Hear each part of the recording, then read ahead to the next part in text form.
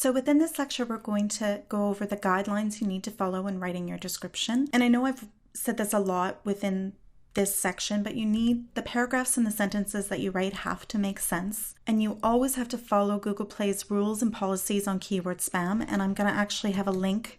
They have a whole section on what not to do. You never want to just have a list of keywords. Never have keywords within your description that have nothing to do with your app. Remember, you're telling Google Play what your app is about so that they can get it in front of the right people. And you have an advantage because you have all these keywords that you can put in there that you know people are typing in Google Play. So you don't want to put in a keyword that has nothing to do with your app.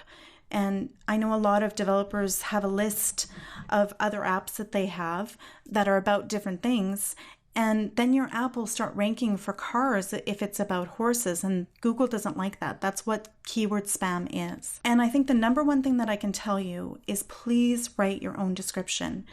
If you copy our description or anyone else's description, your app will get flagged for duplicate content and you will not rank. And what I mean by that is if you copy someone else's description, let's say you find someone that has another app about horses and you copy their description and then you change it around a little bit and add a few of your keywords and secondary keywords. When that app first came out and that person wrote their description, Google Play spidered it in their little algorithms, and they have a date of when that description went and they started ranking them for all these different keywords.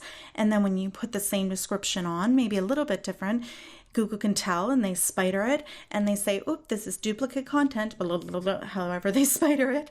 And then your app won't rank. They'll just say duplicate content, boom, bottom of the rankings. And then you'll say, this lady doesn't know what she's talking about.